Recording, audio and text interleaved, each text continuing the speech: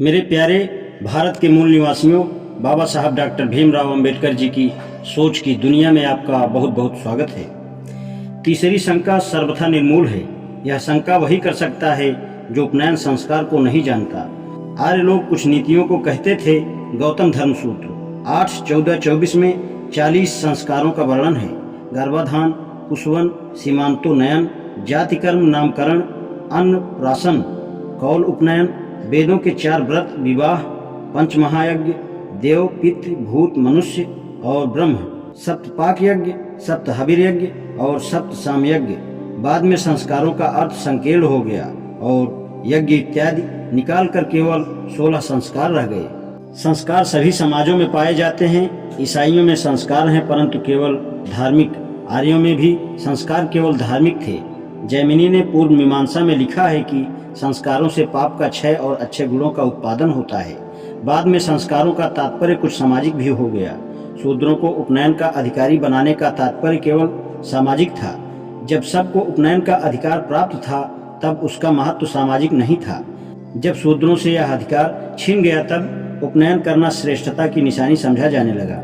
इससे शूद्र अन्य 3 वर्णों को अपने से श्रेष्ठ और 3 वर्ण शूद्रों को अपने से नीच मानने लगे। इससे शूद्रों का अधःपतन हुआ।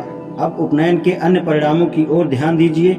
गंगानाथ का कृत पूर्व मीमांसा पृष्ठ 171 से 172 में लिखा है कि सब जायदाद यज्ञ करने के लिए हैं, अर्थात जायदाद रखने का अधिकार उसको है जिसे यज्ञ करने का अधिकार है। यज्ञ वही कर सकता है जिसका उपनयन हुआ हो। चूंकि शूद्र को उपनयन का अधिकार नहीं है, अतएव उसे जायदाद रखने का भी अधिकार नहीं है।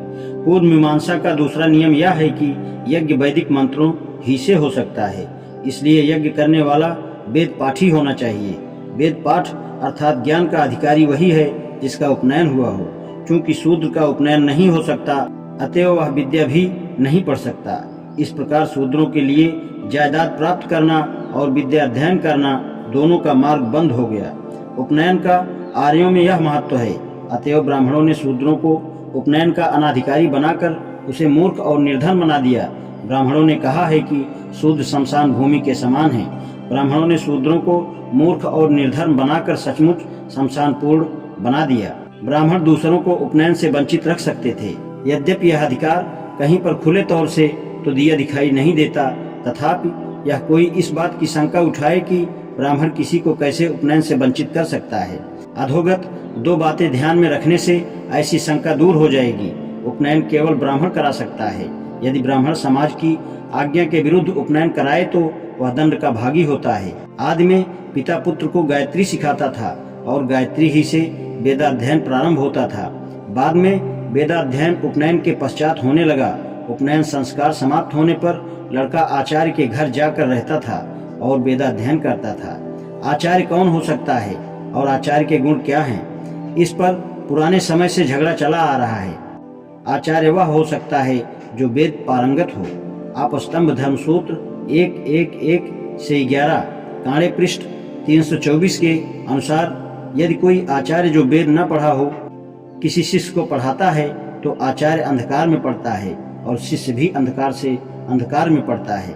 उसी धर्म सूत्र के 12वें-13वें सूत्र में लिखा है कि उपनयन वह आचार्य करावे जो विद्वान हो, जिसके वंश में विद्या अध्ययन परंपरा से चली आ रही हो और जो शांत हो। ऐसे आचार्य से वेद पाठ तब तक सीखना चाहिए जब तक कि वह धर्मच्युत न हो।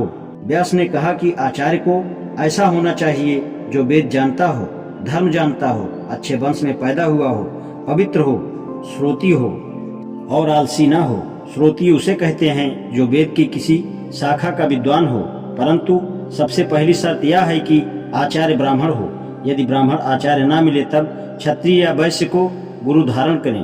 ब्राह्मण शिष्य क्षत्रिय या वैश्य गुरु की केवल आज्ञा ही माने, न उसके पैर छुए और न सेवा करे। आपस्तंभ धर्मसूत्र 2:2:4 से 25 से 28 गौतम धर्मसूत्र 7:1 से 3 बौधायन धर्मसूत्र 1:2:40 से 42 मनुस्मृति 2 से 241 आदि में इसका कोई भेद नहीं था कि वेद कौन पढ़ाए, परंतु बहुत जल्द केवल ब्राह्मणों को ही यह अधिकार मिल गया। वशिष्ठ तथा विश्वामित्र में यही झगड़ा था कि उपनयन कौन कराए। यह बात तय सी थी कि केवल ब्राह्मण ही उपनयन करा सकता है। जो उपनयन ब्राह्मण द्वारा ना हुआ हो वह मान्य नहीं था। ब्राह्मण को यह भी आदेश था कि ऐसा उपनयन ना कराए जो समाज विहित न हो। यदि वह ऐसा करे तो दंड का भागी हो। मैं केवल मनु और पराशर का प्रमाण दूंगा। मनु 3 से 156 में लिखा है कि जो शुल्क लेकर पढ़ावे, जो शुल्क देकर पढ़े, जो शूद्रों को पढ़ावे, जिसका गुरु शूद्र हो, जो कठोर वचन बोलता हो, पतिता का पुत्र हो और विधवा पुत्र हो, ऐसे लोग यज्ञ के अनाधिकारी हैं। पराशर व्यवहार मयूष कार्यकृत पृष्ठ 15 से उद्धत ने कहा है कि जो ब्राह्मण दक्षिणा लेकर शूद्र का यज्ञ करता है वह शूद्र हो जाता है, और शूद्र जिसके लिए यज्ञ किया जाता है वह ब्राह्मणत्व को प्राप्त होता है, क्योंकि माधव ने कहा है कि ऐसे यज्ञ का पुण्य शूद्र को मिलता है और ब्राह्मण पाप का भागी होता है।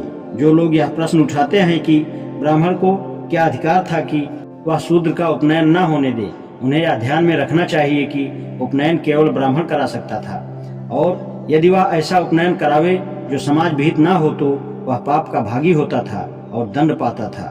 इन दोनों बातों का तात्पर्य यही था कि ब्राह्मण जिसका चाहे उपनयन करवाए और जिसका चाहे ना कराए। ऐसी 16 नजीरें हैं जिसमें ब्राह्मणों ने शूद्रों को उपनयन का अधिकारी ठहराया। 9 कायस्थों के बारे में है, 4 पांचालों के बारे में है और 1 पालस के बारे में है। ब्राह्मणों ने 2 मराठा राजाओं का उपनयन कराने से इनकार कर दिया। ऐसा सन 556 और 1904 के बीच में हुआ था। आज इतना ही, शेष कल। धन्यवाद।